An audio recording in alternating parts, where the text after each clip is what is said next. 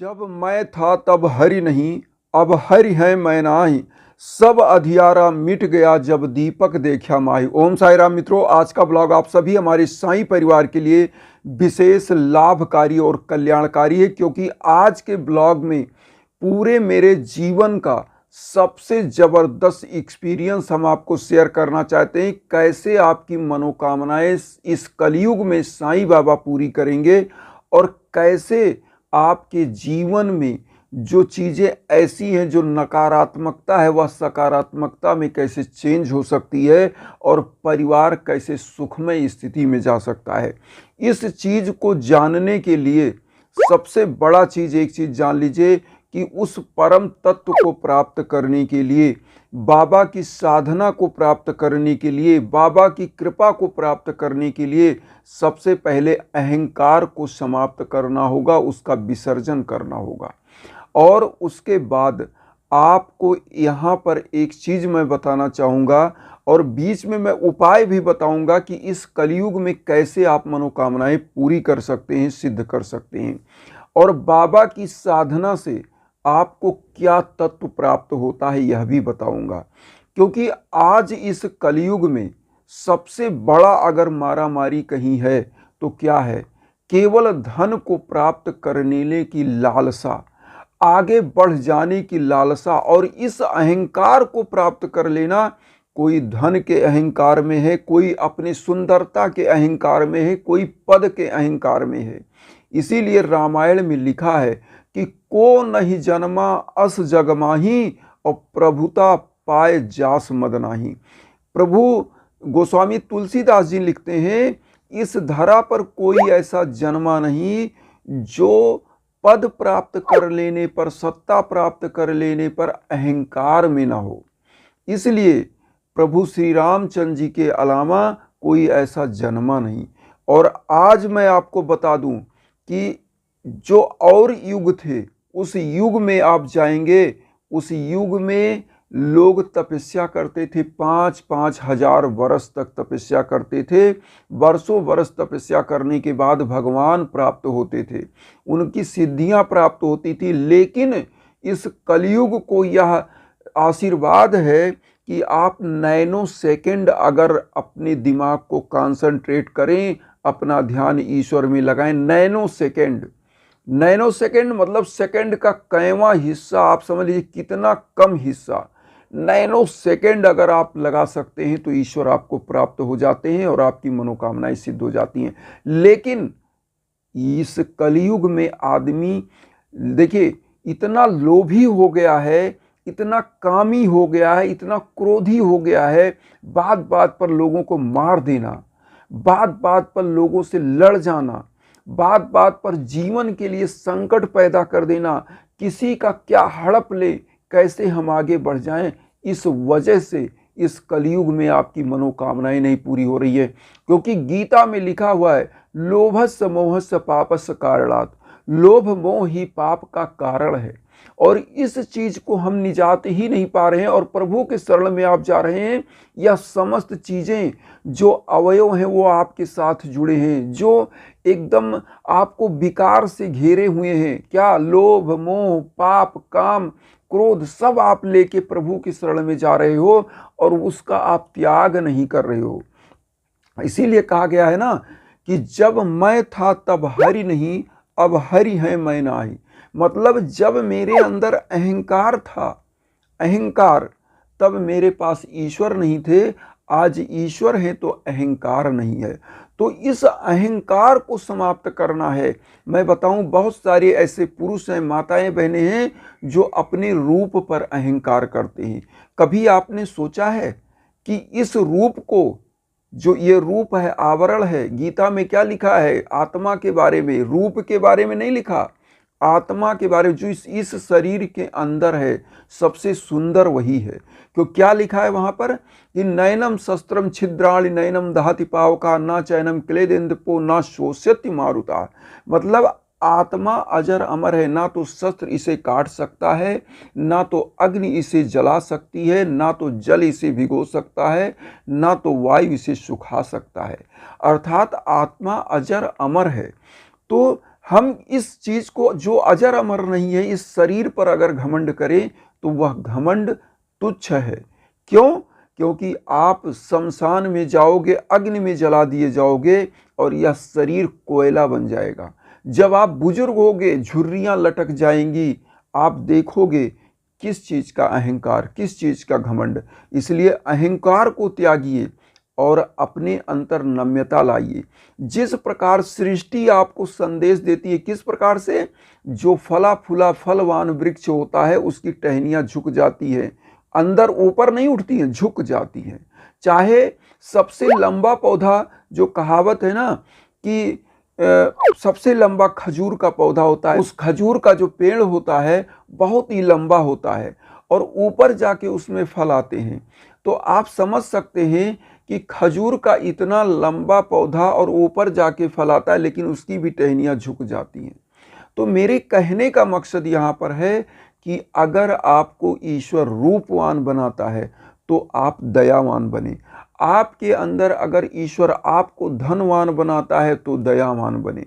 आपके अगर ईश्वर हर प्रकार से पद और सत्ता आपको देता है, आप राज्य के बड़े अधिकारी बन जाते हो, आप सत्तासीन हो जाते हो, तो झुकना सीखिए, नम्यता लाइए, दयावान बनिए।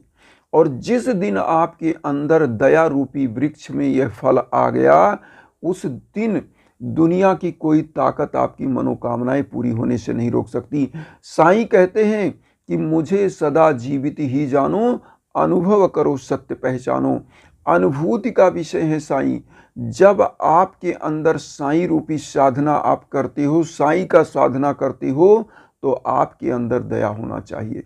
क्योंकि आप साईं सच्चरित्र पढ़ते हो, आप देखे होंगे कि साईं बाबा क्या है, जानवरों को भी भोजन खिलाते थे, मनुष्यों को भी खिलाते थे, जो मांग कर लाते थे सब बांट देते थे।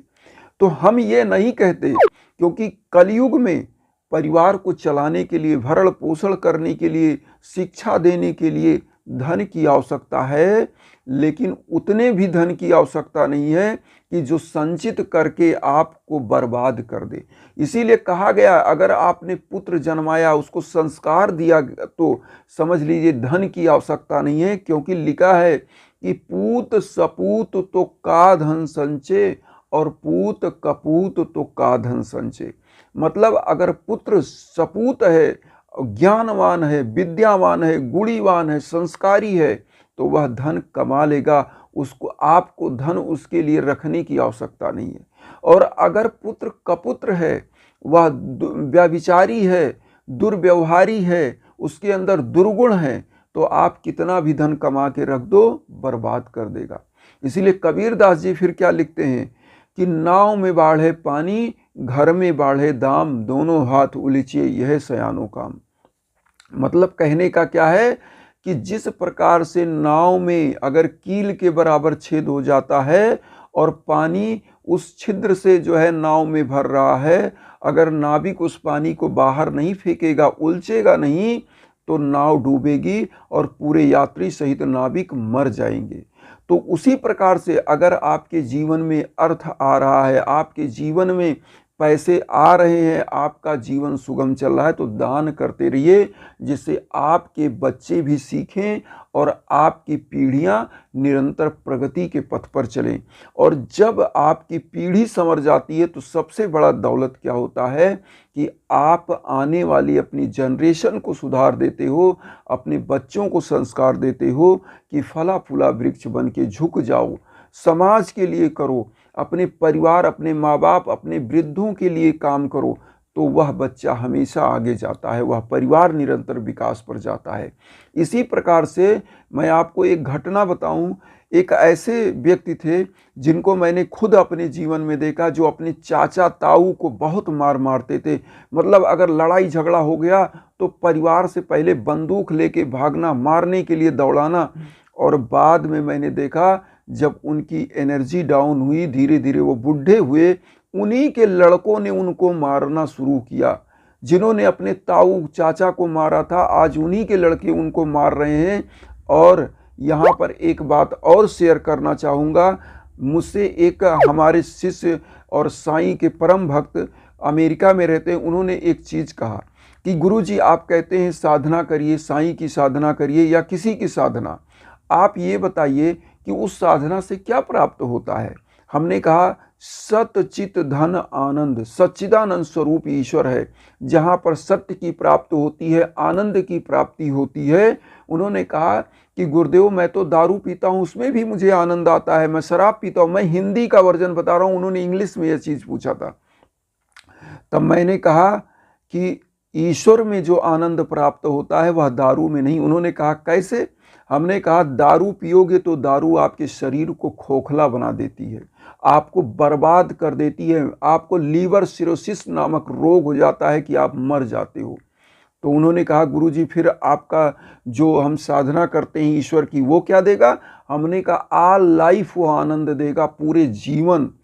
क्योंकि ईश्वर का जो आनंद मिलता है, जो प्रार्थना का मनोकामनाएं जब पूरी होती हैं तो ऑल लाइफ आप आनंदित होते हो, क्योंकि इसमें कोई खतरा नहीं होता।